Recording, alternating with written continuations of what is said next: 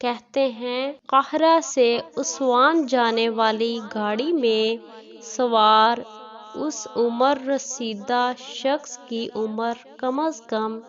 60 تو ہوگی، اور اوپر سے اس کی وضاحت اور لباس ہر زاویے سے دیہاتی مگر جہاں دیدہ اور سمجھدار بندہ لگتا تھا۔ ایک اسٹیشن پر گاڑی رکی تو ایک نوجوان جوڑا سوار ہوا جو اس بوڑھے کے سامنے والی نشست پر آ بیٹھا۔ صاف لگتا تھا کہ اس جوڑے کی نئی نئی شادی ہوئی ہے، مگر افسوس کی بات یہ تھی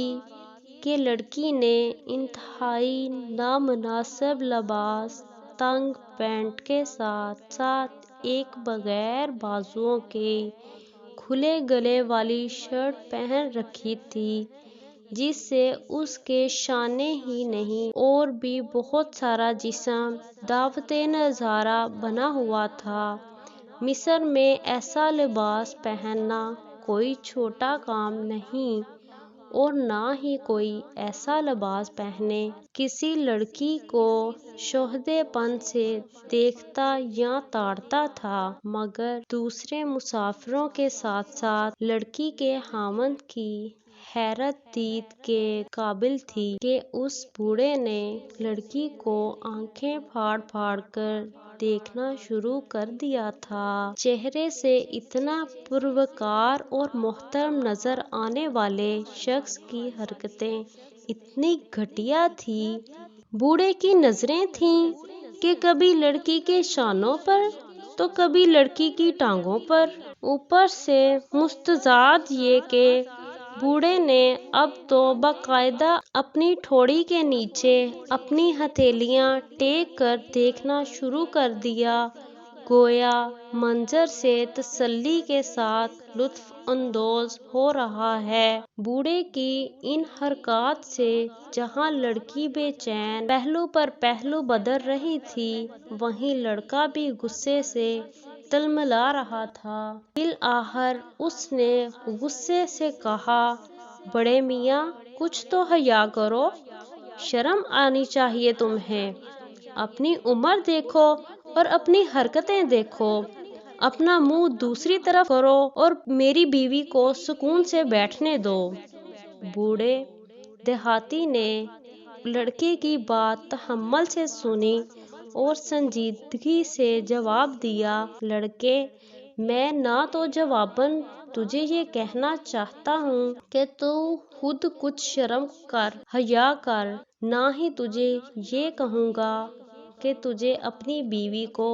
ایسا لباس پہناتے ہوئے شرم نہیں آئی۔ تو ایک آزاد انسان ہے، بھلے ننگا گھوم اور ساتھ اپنی بیوی کو بھی گھما، لیکن میں تجھے ایک بات ضرور کہنا چاہتا ہوں،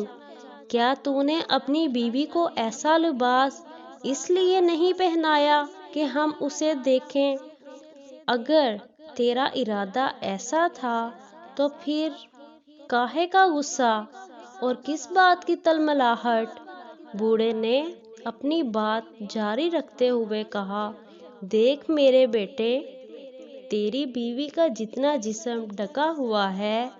اس پر تیرا حق ہے کہ تو دیکھ، مگر اس کا جتنا جسم کھلا ہوا ہے اس پر تو ہم سب عوام کا حق بنتا ہے کہ ہم دیکھیں، اور اگر تجھے میرا اتنا قریب ہو کر تیری بیوی کو دیکھنا برا لگا ہے تو میرا نہیں، میری نظر کا قصور ہے جو کمزور ہے اور مجھے دیکھنے کے لیے نزدیک ہونا پڑتا ہے۔ بوڑھے کی باتیں نہیں اچھا درس تھا، مگر ذرا ہٹ کر لوگوں نے جان لیا تھا کہ بوڑھا اپنا پیغام اس جوڑے تک پہنچا چکا ہے۔ لڑکی کا چہرہ آخر شرم سے سرخ ہو رہا تھا تو لڑکا منہ چھپائے چلتی گاڑی سے اترنے پر آمادہ، اور ہوا بھی ایسے ہی تھا۔ اگلے اسٹیشن پر لڑکے نے